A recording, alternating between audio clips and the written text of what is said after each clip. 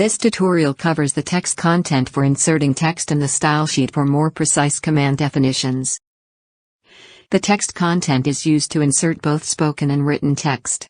On one hand, the texts can be entered manually in the text content by adding an ID in the belonging text. You can also use the create group function for this purpose. For example, if you want to create several text modules for one topic. Different suffixes describe what kind of text it is. For example, a title, text spoken by the avatar, or even lists. Next to amount, add the desired number and then enter your text in the corresponding fields. Afterwards, click on Create.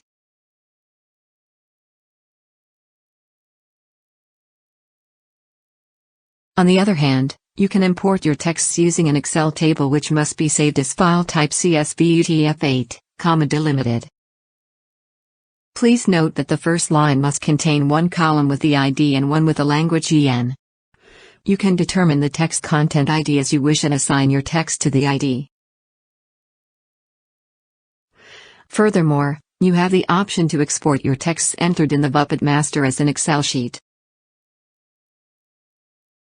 In the text content section, you have the additional option of translating your previously entered text into another language quickly and easily.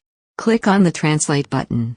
Under supported languages you will find the abbreviations of different languages. If you want to translate your project into German, the corresponding abbreviation is DE. Remember the abbreviation and add the desired language under Project in the hierarchy.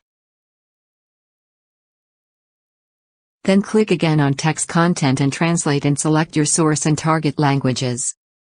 Click on Translate and the translated blocks will be displayed next to your original language.